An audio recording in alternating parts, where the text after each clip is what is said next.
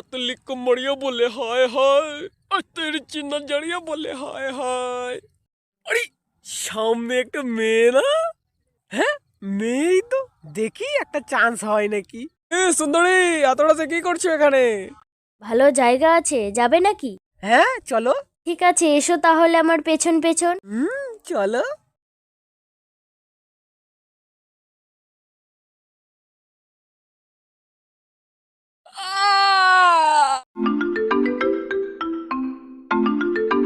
কিরে, উঠলি?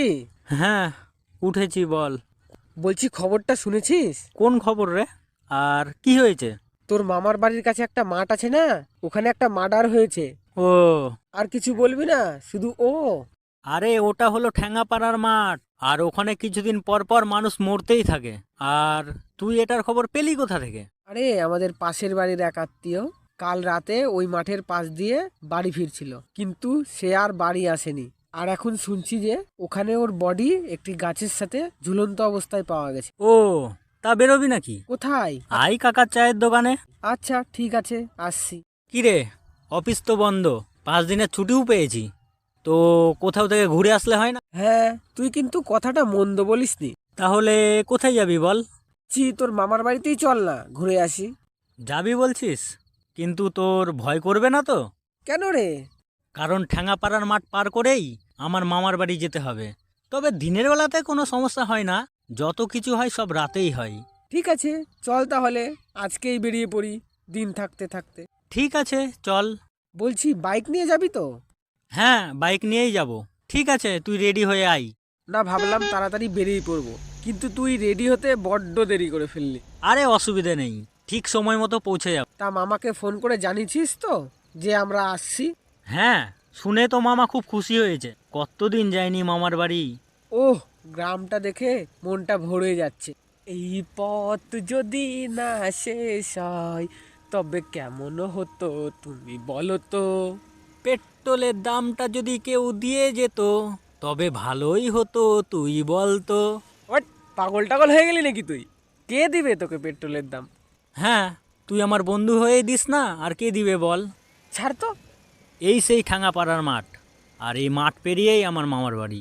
ও, তাহলে এটাই সেই ঠ্যাঙ্গাপাড়ার মাঠ, এই মাঠেই এত কিছু হয়। কি এত বছর পরে মামার বাড়ির কথা মনে পড়লো তবে? হা হা। কেমন আছো মামা? ভালোই আছি, কিন্তু সুগারটা একটু বেড়েছে। ও, তা ওষুধ খাচ্ছ তো? হ্যাঁ, ছাড় এখন ওসব কথা। আয় ভেতরে আয়। এসো বাবা এসো। তোমরা এই বয়সের ছেলে, এত কম খেলে চলবে? তোমাদের বয়সে আমি কত খেতাম জানো? ঠিক আছে, এখন তোমরা শুয়ে পড়ো, কাল সকালে তোমাদেরকে নিয়ে ঘুরতে বেরোবো। নে তাড়াতাড়ি শুয়ে পড়, অনেক রাত হয়েছে। হুম।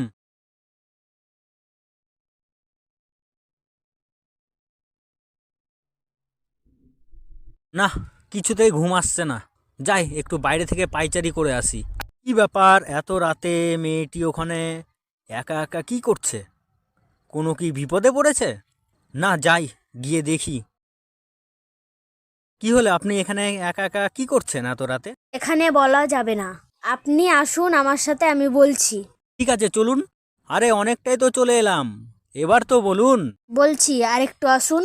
মেয়েটির পেছন আস্তে আস্তে কখন যে ঠ্যাঙ্গাপাড়ার মাঠে চলে এসেছি বুঝতেও পারিনি। আমি যেতে চাইছি না, কিন্তু মনে হচ্ছে কেউ যেন আমাকে টেনে নিয়ে যাচ্ছে। আমার সারা শরীর উপুশ হয়ে গেছে, আমি এক যেন মোহতে আটকে গেছি। এমন সময় মেয়েটি আমার সামনে ঘুরলো।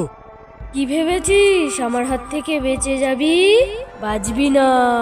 কি ক্ষতি করেছি আমি তোমার, আমাকে মারছো কেন? তোরা পুরুষ মানুষ মেয়েদেরকে শুধু ভোগের সামগ্রী ভাবিস। তোদের জন্য আমি আমার জীবনকে হারিয়েছি, আমি কাউকে বাঁচতে দেবো না। আর লম্বা হাত দিয়ে আমার গলা চেপে ধরলো। আমি চিৎকার করছি, কিন্তু আমার মুখ দিয়ে কোনো কথা বেরোচ্ছে না। আমি ছটফট করতে করতে আমার জ্ঞান হারালাম। ভাগ্য ভালো ছিল যে আমার ঘুম ভেঙে গিয়েছিল, আর দেখি পাশে তুই নেই। তারপর জানলা দিয়ে দেখি যে তুই একটি মেয়ের পেছন পেছন কোথায় যেন যাচ্ছিস। আর তখন ওই আমাকে ডেকে নিয়ে আসলো। আর তারপর তোকে আমরা খুঁজতে খুঁজতে দেখি যে একটি গাছের পিছনে মেয়েটি তোর গলা চেপে ধরেছে। আর আমরা আসতেই তোকে ছেড়ে দিয়ে পালালো। আজ থেকে 20 বছর আগে এখানে কিছু বদমাশ ছেলে মেয়েটিকে রেপ করে ওখানেই মেরে ফেলে। তারপর থেকেই ওখানে হাতে কেউ না কেউ মারা যায়। আর তোর অনেক ভাগ্য ভালো যে তুই বেঁচে ফিরলি। তোরা আজকেই খেয়ে দে, বাড়ির উদ্দেশ্যে বেরিয়ে পড়। হ্যাঁ, আর এখন বুঝতে পারছি যে ঠ্যাঙাপাড়ার মাঠে মানুষ এত মারা যায় কেন।